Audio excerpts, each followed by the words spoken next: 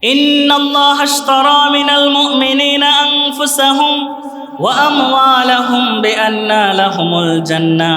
আমি রব্বুল আলামিন নিশ্চয় এই পৃথিবীতে যে মুমিনগুলি রয়েছে ওই মুমিনদের জান এবং মাল দুইটা আমি আল্লাহ রব্বুল আলামিন কিনে নিয়েছি শুধুমাত্র আল্লাহকে সন্তুষ্ট করার জন্য। একটা আমল করেছে।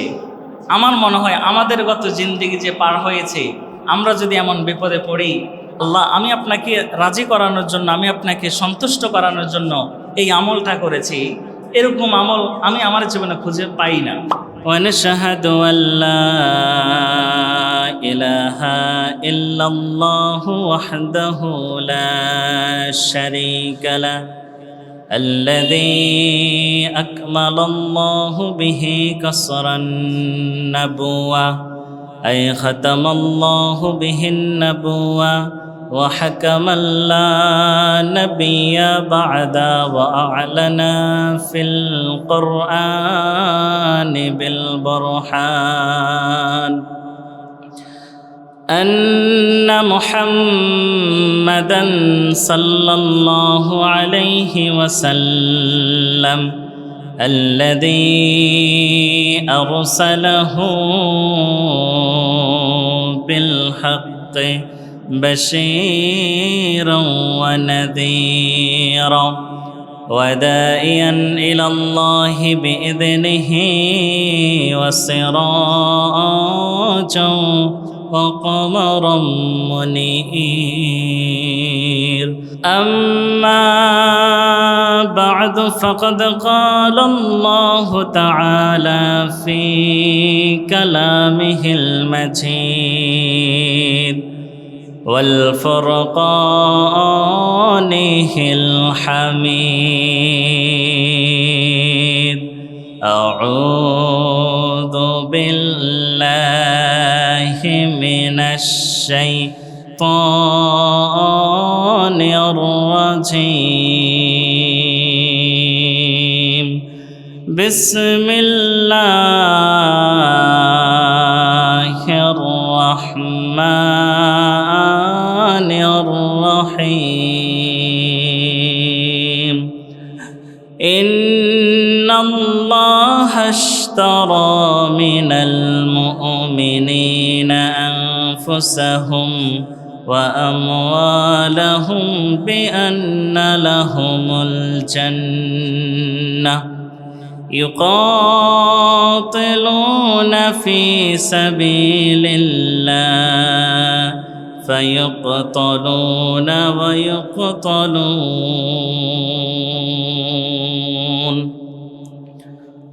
وقال تعالى في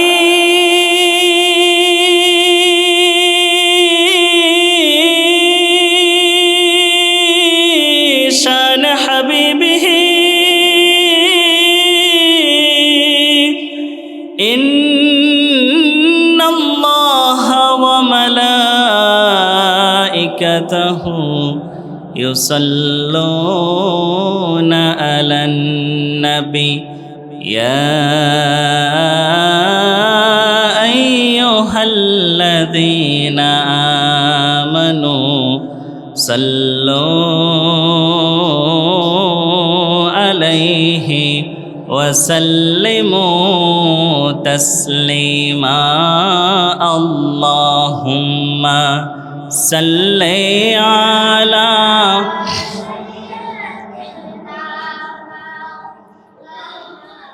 محمد وعلى آل سيدنا.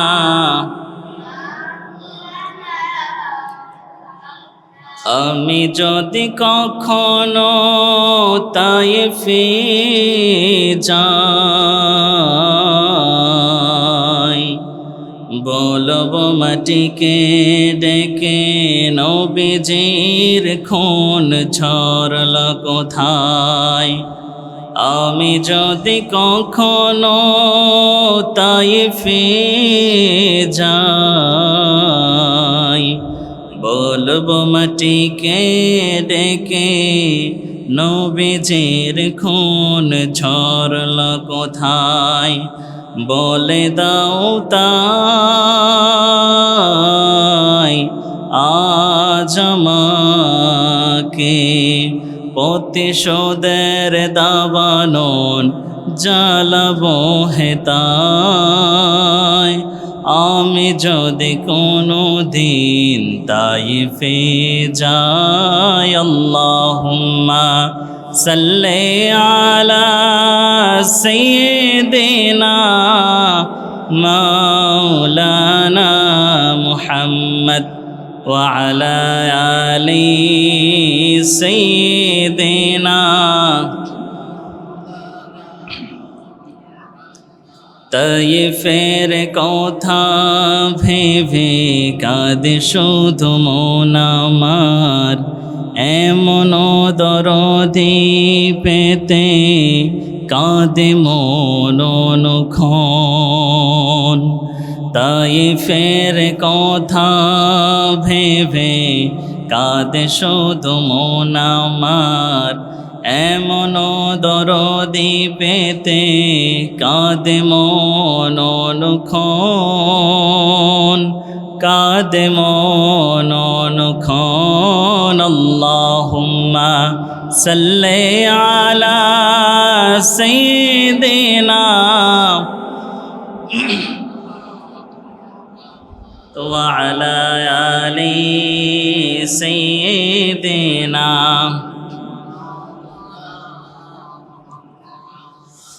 মা আমিনা গর্বে দেখে নবীজির নূর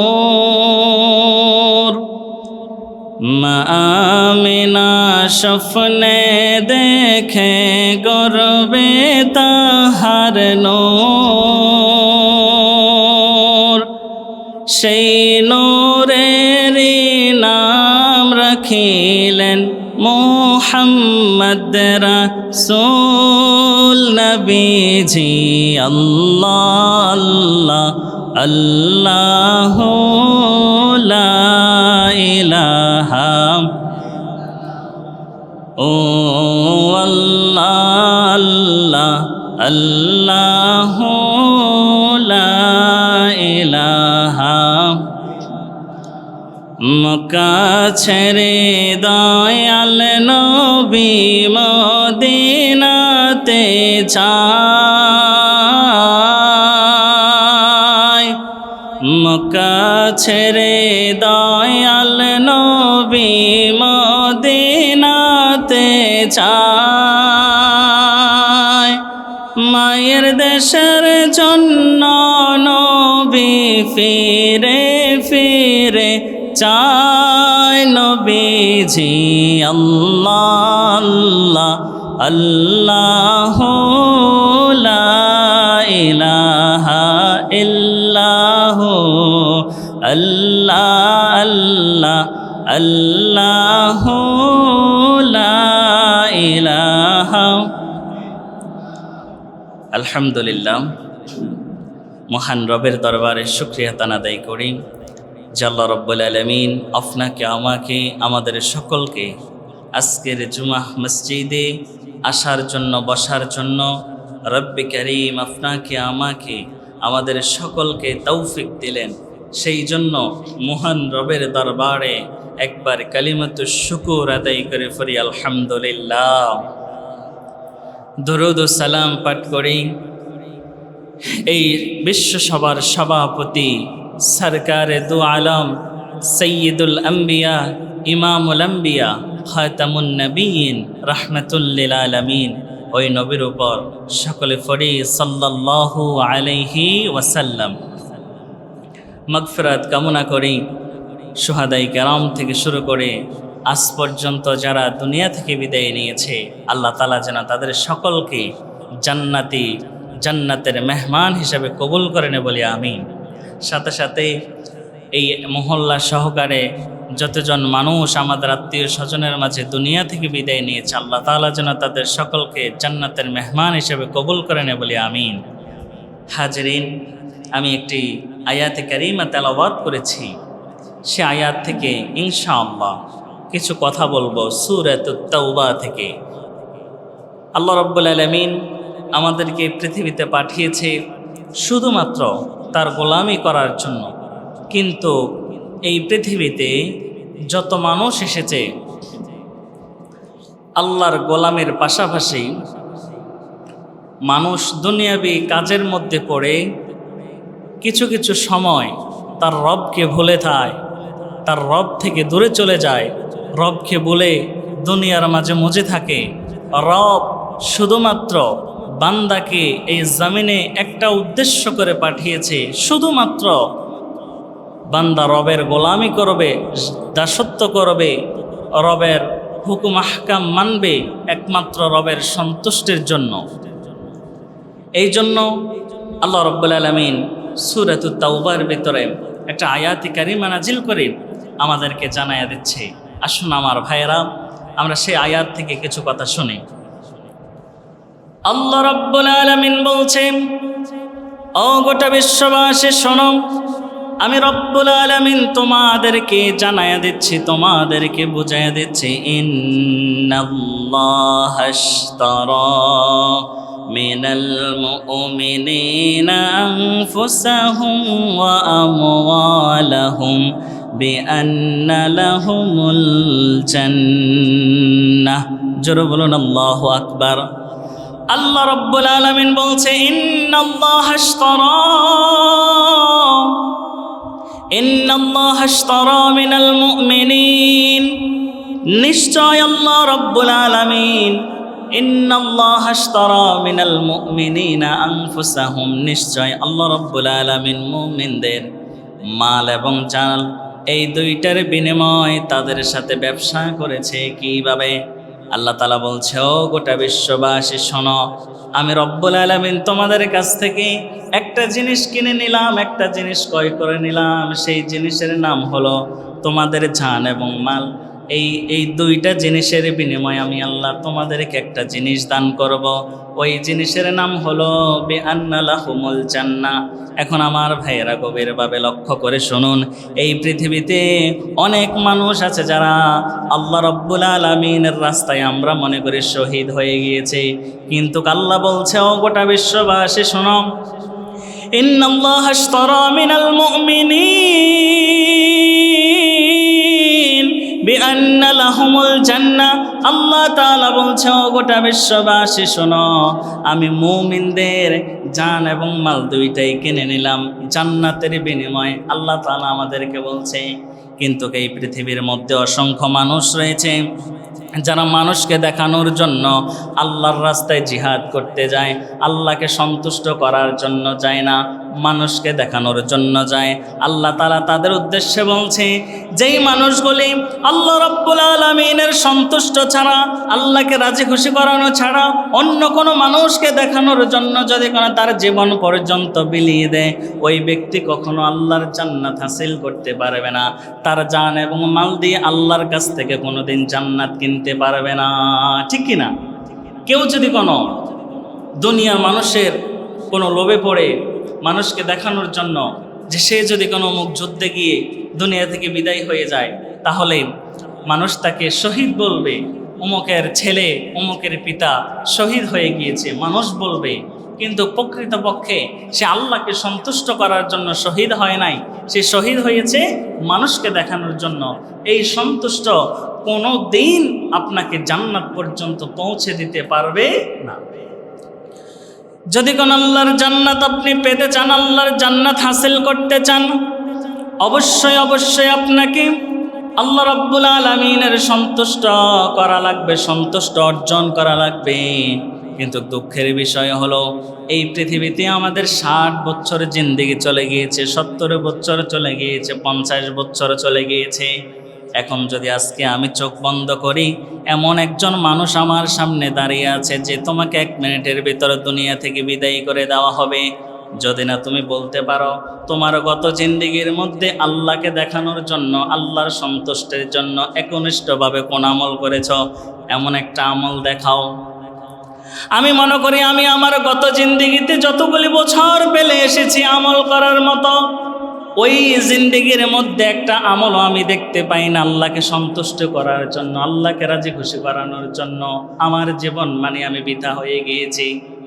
কিন্তু আমার ভাইয়েরা, বনি ইসরাইলের 3 ব্যক্তি যখন একটা সফরের মধ্যে রওনা হয়ে গেলেন, বনি ইসরাইলের 3 ব্যক্তি যখন সফরের মধ্যে রওনা দিচ্ছে, সরপথ দিয়ে যখন যাচ্ছে, মরুভূমির মধ্য দিয়ে হঠাৎ করে দেখলো ঝড় শুরু হয়ে গেল, বৃষ্টি আসবে। ঝড় তুফান যখন শুরু হয়ে গেল, এবার 3 ব্যক্তি কি করলো, তারা পরামর্শ করে বলল, এখানে আমরা স্টপ হয়ে যাই, সামনের দিকে না যাই। যদি সামনের দিকে আমরা যাই তাহলে আমাদের জন্য মহা বিপদ চলে আসবে। এই জন্য তারা কি করলো, তারা একটা পাহাড় দেখলো, ওই পাহাড়ের মধ্যে একটা গুহা দেখলো, গুহার ভিতরে প্রবেশ করলো। তারা গুহার ভিতরে যখন প্রবেশ করলো, বিশাল আকাশে ঝড় উঠলো, তুফান উঠলো।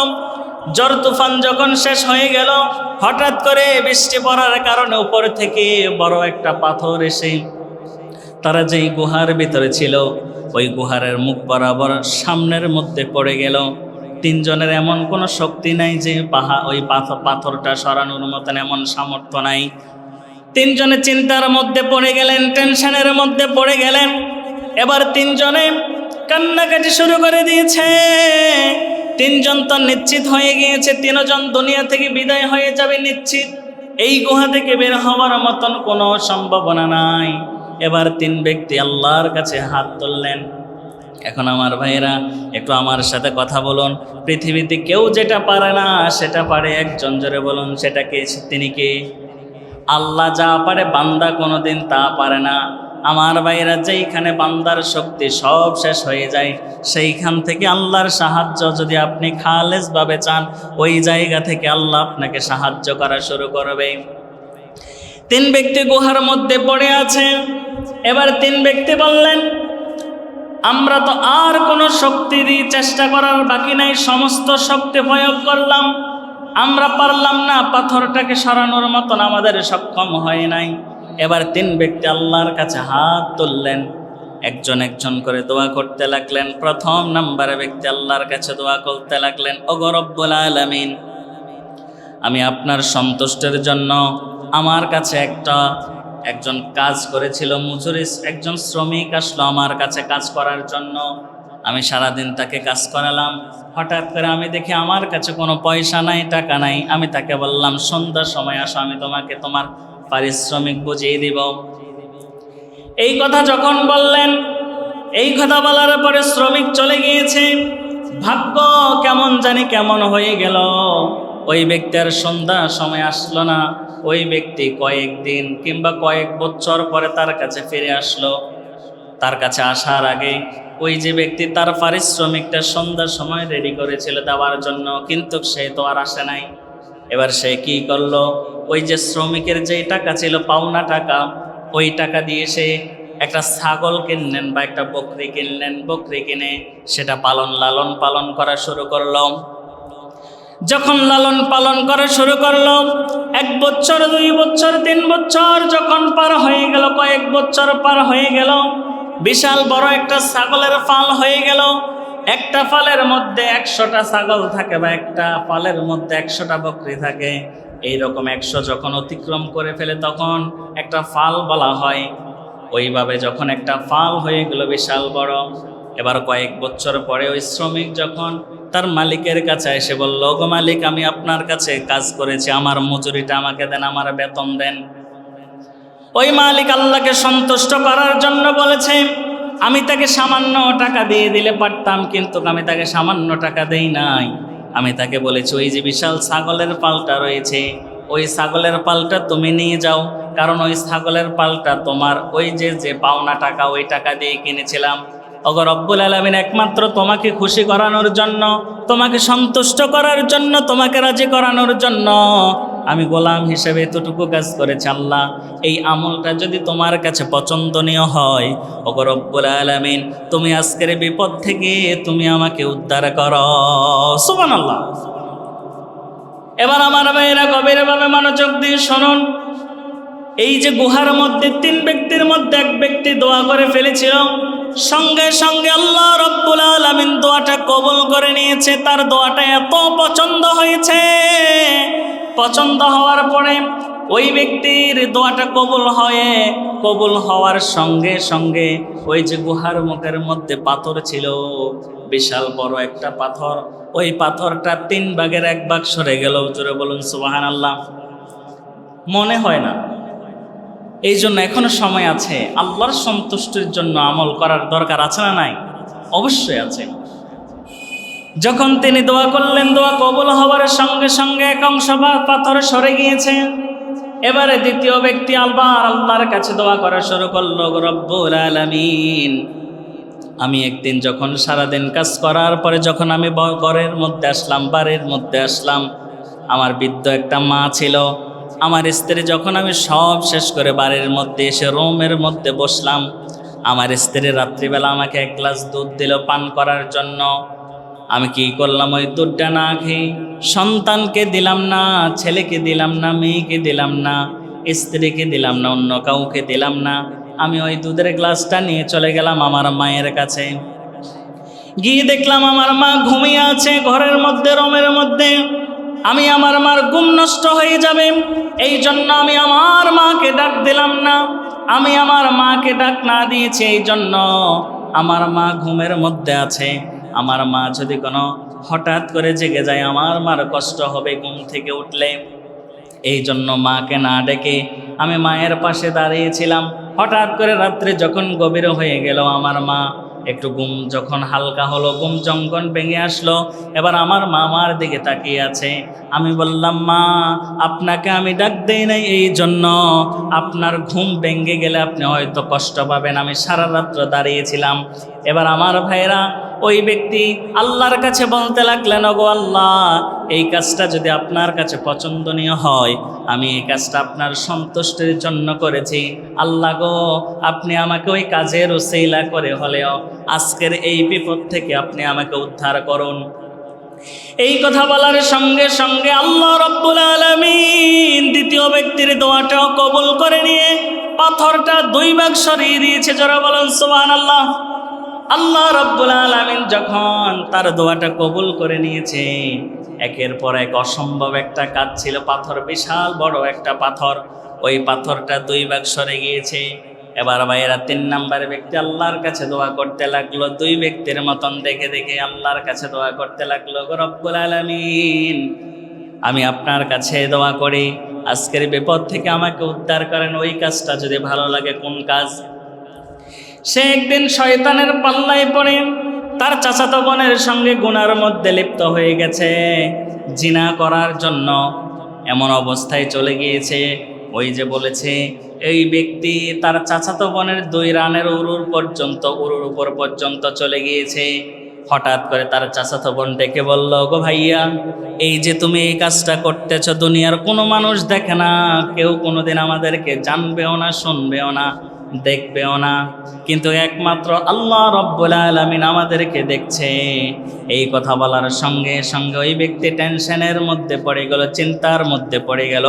ওই ব্যক্তি বলতে লাগলো, ও আল্লাহ, ওই সময় আমি ওই 2 রানের মধ্যখান থেকে আমি ফিরে চলে এসেছি। আমি সেই জায়গা থেকে ব্যাক করে আপনার সন্তুষ্টির জন্য জিনা ছেড়ে দিয়ে তওবা করেছি। ওগো রব্বুল আলামিন, আপনার কাছে যদি আমার এই ত্যাগটা ভালো লাগে, পছন্দ হয়ে থাকে, আজকের বিপদ থেকে আপনি আমাদেরকে উদ্ধার করেন। সঙ্গে সঙ্গে একেবারে গুহার মুখ থেকে পুরা পাথর সরে গিয়েছে। সুবহানাল্লাহ। আল্লাহ তাআলা বলছে, এমনভাবে যদি কোনো মানুষ আল্লাহকে দেখানোর জন্য, আল্লাহকে রাজি করানোর জন্য, আল্লাহকে সন্তুষ্ট করার জন্য কোনো আমল করে, আল্লাহ রাব্বুল আলামিন অবশ্যই ওই আমলের বিনিময় আল্লাহ তাআলা তাকে উদ্ধার করবে। যেই কোনো বিপদে হোক না কেন, যেই জায়গার মধ্যে বান্দার সাহায্য শেষ হয়ে যায়, ওই জায়গা থেকে আল্লাহ তাআলা তাকে সাহায্য করা শুরু করবে। এমনিতেও আমরা মনে করি, আমরা কত আমল করি, কত নামাজ পড়ি, কত দোয়া করি, আল্লাহ আমাদের দোয়া কবুল করে না। মনে হয় আমরা আল্লাহর কাছে চাই, আল্লাহ আমাদেরকে দেয় না। কিন্তু না, আমরা নিজেরাই তো পরিশুদ্ধ হতে পারি নাই। যদি আমরা পরিশুদ্ধ হতে পারতাম, তাহলে আল্লাহ রাব্বুল আলামিন আমাদের দোয়া কবুল করে নিত। এখন আমি কি করি? নিজে শরীরের মধ্যে হারাম জিনিস আমি গায়ে দিয়ে বসে থাকি কিভাবে? কোনো হারাম টাকা দিয়ে, উপার্জন করা টাকা দিয়ে আমি কি করি? আমি খাবার কিনি, ওই খাবার আমি ভক্ষণ করে আমার ফ্যামিলিকে খাওয়াই, এবং হারাম টাকা দিয়ে আমি পোশাক বানাই, দামি দামি হাজার হাজার টাকা দিয়ে পোশাক গায়ে দেই। ওই পোশাক গায়ে দিয়ে আমি মসজিদ, একেবারে মসজিদ যদি কোনো স্বর্ণ দিয়ে তৈরি করে দেয়, ওই জায়গার মধ্যে এসেও যদি কোনো ওই ব্যক্তি হারাম শরীর নিয়ে, হারাম রক্ত মাংস নিয়ে, হারাম শরীরের অংশ নিয়ে, আবার হারাম জামা কাপড় নিয়ে যদি কোনো সেজদা দিতে দিতে কপাল ভিতরের দিকে পর্যন্ত নিয়ে নেয়, এরপরেও কোনোদিন তার দোয়া আল্লাহর দরবার পর্যন্ত যাবে না। এই জন্য আমার ভাইয়েরা, নিজে যদি কোনো শুদ্ধ হয়ে যেতে পারেন চতুর্দিক থেকে, এরপরে আল্লাহ রব্বুল আলামিন আপনি যেটাই বলবেন সেটাই দোয়া আল্লাহ কবুল করে নেবে। একটা কথা মনে পড়ে গেল, গভীরভাবে লক্ষ্য করুন। আমরা তো জানি সাধারণত যারা ফকির মিসকিন তারা একটু জীর্ণ শীর্ণ থাকে, সিরা জামা কাপড় পরে থাকে, একটু কাদামাটি গায়ে নিয়ে চলাফেরা করে, কারণ তার তো সামর্থ্য নাই ভালোভাবে চলার জন্য। ওই যে এক জমিদারের বেটা রাস্তা দিয়ে হেঁটে যাচ্ছে, দেখুন পোশাক যত সুন্দরই হোক না কেন, আপনাকে আল্লাহ তাআলা পোশাকের দিকে তাকাবে না, আপনার অন্তরটা পরিষ্কার আছে কিনা, আপনি সঠিকভাবে চলছেন কিনা, আল্লাহ তাআলা ওটার দিকে লক্ষ্য করে। ওই যে বৃদ্ধ লোক একেবারে আল্লাহর নিকটবর্তী হয়ে গিয়েছে, কিন্তু দেখতে একেবারে জীর্ণ শীর্ণ, একেবারে ছিঁড়া জামা কাপড় পরে গায়ে কাদামাটি মেখে রাস্তা দিয়ে চলাফেরা করে। তখন রাস্তা দিয়ে যখন যাচ্ছে, তখন এক জমিদারের ছেলে এবং জমিদারের পুত্রবধূ রাস্তা দিয়ে হেঁটে যাচ্ছে। যখন দুইজন এই এট এ টাইম সামনাসামনি হলো, ফকিরের পায়ের মধ্যে কোনো স্যান্ডেল ছিল না, কিন্তু জমিদাররা দামি দামি কাপড় পরে রাস্তা দিয়ে হাঁটছিল।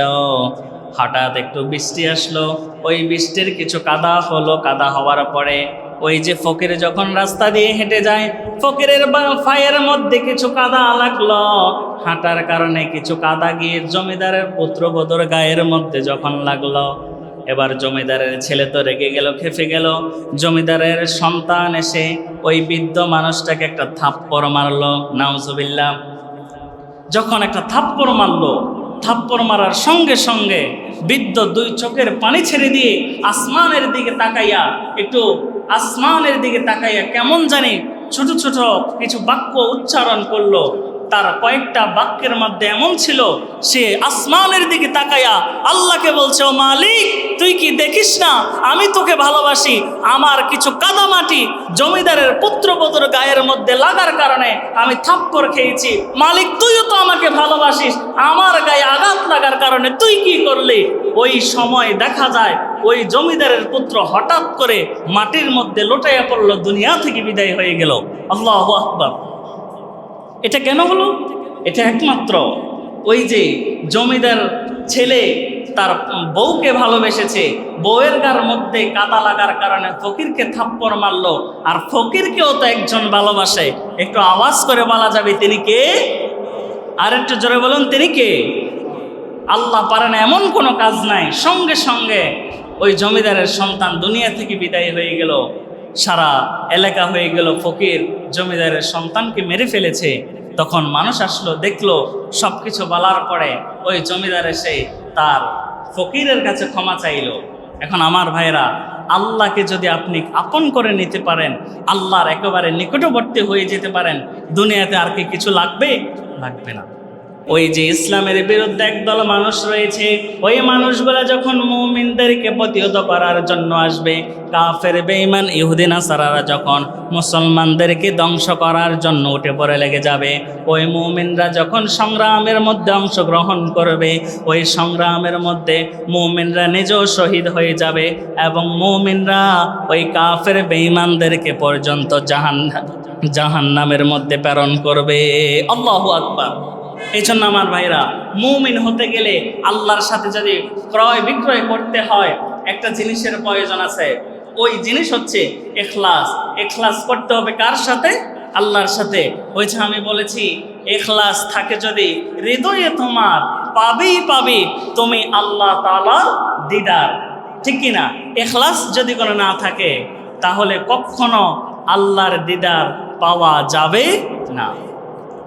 এই জন্য আমার ভাইয়ের আল্লাহ রাব্বুল আলামিন সুন্দর করে গোটা বিশ্ববাসীকে জানায় দিচ্ছে, ও গোটা বিশ্ববাসী শোনো, আমি রব্বুল আলামিন তোমাদেরকে জানায় দিচ্ছি, তোমাদেরকে বোঝায় দিচ্ছি, এই পৃথিবীতে যদি কোনো তোমরা আমি আল্লাহ রব্বুল আলামিন যা কিছু দিয়েছি তা যদি তোমরা গ্রহণ না করো, আর যা কিছু ছাড়ার জন্য বলেছি তা যদি কোনো তোমরা ছেড়ে না দাও, তাহলে তোমরা কাল কিয়ামতের ময়দানে আফসোস করবে কিভাবে? তারা বলবে, আল্লাহ তাআলা বলছে, ওয়াকালু লাউ কুন্না নাসমাউ আও নাকিলু মা কুন্না ফি আসহাবিস সাঈর। জোরে বলুন আল্লাহু আকবার। আল্লাহ তাআলা বলছেন, তারা সেই দিন বলবে, আহারে আমরা যদি বুঝতাম, আমরা যদি মানতাম, আমরা যদি শুনতাম, আমরা যদি বুঝতাম, মানতাম, শুনতাম কি আল্লাহ রাব্বুল আলামিনের কোরআনটা, তাহলে আজ আমরা সাইর নামক জাহান্নামের অধিবাসী হতাম না। সেই দিন আফসোস করার চাইতে এই দিনের মধ্যে আফসোস করে এখন সময় আছে আল্লাহর সন্তুষ্ট অর্জন করার দরকার আছে না নাই? আরো জোরে বলেন, দরকার আছে না নাই? এই জন্য আমার ভাইয়েরা, সেই দিন কাফের বেঈমানরাও আফসোস করতে থাকবে, যারা একেবারে অকেজো হয়ে যাবে। ওয়াকালু লাউ কুন্না নাসমাউ আও নাকিলু মা কুন্না ফি আসহাবিস সাইর ওয়া ইয়াকুলুল কাফিরু ইয়া লাইতানি কুনতু তুরাবা। তারা সেই দিন আরো আফসোস করতে করতে বলবে, আহারে আজকে আমরা কতই না ভালো হতো। হিসাব নিকাশ যখন শেষ হয়ে যাবে, হিসাব নিকাশ শেষ হওয়ার পরে আমরা যদি কোনো সবাই মাটি হয়ে যেতাম, তাহলে কতই না ভালো হতো। কিন্তু কাল কিয়ামতের ময়দানে মানুষ এবং জিন, এই দুই জাতি ছাড়া কোনো গরু যদি কোনো গরুকে কারো উপর, কোনো গরু যদি এক গরুর উপরে জুলুম করে, তাকে হিসাব নেওয়ার পরে তাকে মাটি করে দেওয়া হবে। একটা গাছের নিচে যদি কোনো আরেকটা গাছ উঠতে না পারে, ওই গাছের হিসাব নিয়ে সব কিছু শেষে তাদেরকে মাটি করে দেওয়া হবে। শুধুমাত্র ওমা খালাকতুল জিন্না ওয়াল ইনস, এই দুই জাতি, ওমা খালাকতুল জিন্না ওয়াল ইনসা ইল্লা লিয়াবুদুন, আল্লাহ তাআলা বলছে দুই জাতিকে আমি আল্লাহ সৃষ্টি করেছি আমার ইবাদতের জন্য। কাল কিয়ামতের ময়দানে হিসাব নিকাশের পরে এই দুই জাতিকে আমি আল্লাহ জান্নাত দিব, এই দুই জাতিকে আমি আল্লাহ জাহান্নামের মধ্যে প্রেরণ করব। এখন আমার ভাইয়েরা বলুন তো, এই পৃথিবীতে আল্লাহর সন্তুষ্টর দরকার আছে না নাই? এই পৃথিবীতে আমার ভাইয়েরা এমনও কোনো মানুষ আছে, যখন দুনিয়া থেকে বিদায় হয়ে যায়, মাটির মধ্যে রাখার আগে আগে জান্নাতি কিছু সুবাস তাদের জীবনের মধ্যে চলে আসে। তেমনিভাবে দুইজন কবর খুদনেওয়ালার ব্যক্তির কথা মনে পড়ে গেল। দুইজন ব্যক্তি কবর খোঁড়ে। সাধারণত আমরা জানি মাটি যখন শুকনো থাকে তখন মাটি তুলতে কষ্ট হয় না। আবার যদি কোনো মাটি একেবারে কাদা হয়ে থাকে, একেবারে কাদা, পানি এবং কাদা, তাহলেও তুলতে কষ্ট হয় না। কিন্তু পানিও না, আবার শুকনাও না, এইরকম যদি কোনো থাকে, মানে শুকনাও না আবার ভিজাও না, সামান্য পানি সামান্য শুকনা, এমন হয়ে গেলে মাটি তুলতে অনেক কষ্ট হয়। তখন দুই ব্যক্তি কবর খোঁড়ার জন্য একটা কবরস্থানে গেল। গিয়ে দেখলো এমন সময় বৃষ্টি আসলো, কাদা হয়ে গেল, আবার শুকনাও আছে। তখন মাটি খোঁড়ার সময় যিনি প্রধান কবর খুদনেওয়ালা, তিনি বলছে একটু কষ্ট হবে, তবে তাড়াতাড়ি মাটিটা খুলে নাও।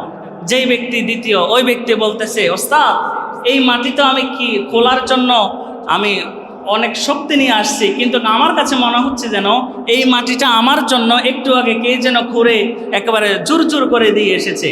তখন তারা আশ্চর্য হয়ে গেলেন, পৃথিবীতে কত কবর করেছে তারা বলল, এমন কবর তো কোনোদিন খুলি নাই, খোলার আগে যেন কবরের আকৃতি হয়ে আছে। কোনো রকম কবরটা শেষ করলেন। কবরটা শেষ করে অপেক্ষা করতেছে লাশ আনার জন্য। তখন তারা ওই জায়গার মধ্যে অপেক্ষা করে, হঠাৎ করে দেখলো কেমন জানি ফুলের মতন কত শত ফুলের গ্রাম জানি কবরের চতুর্পাশ দিয়ে আসা শুরু করে দিয়েছে। সুবহানাল্লাহ। এবার দেখলো একটু পরে অ্যাম্বুলেন্সের মধ্যে করে একটা লাশ আসলো। তখন লাশ আসার পরে লাশটাকে নামালো।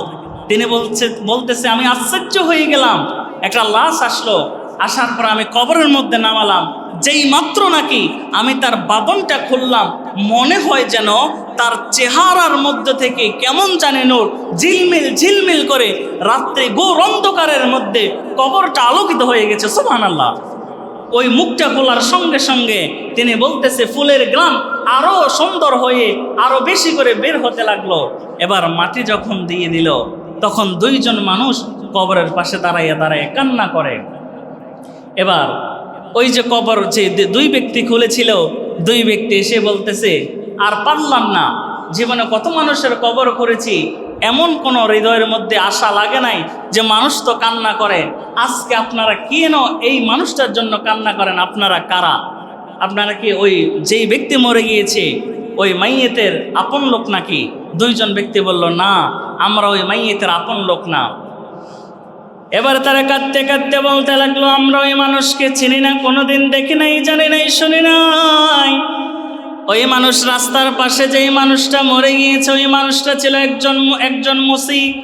সারাদিন মানুষের জুতা পালিশ করতো, পা ধরে ধরে রাস্তার পাশে বসে থাকতো, তার কোনো আত্মীয় স্বজনের খোঁজ নাই।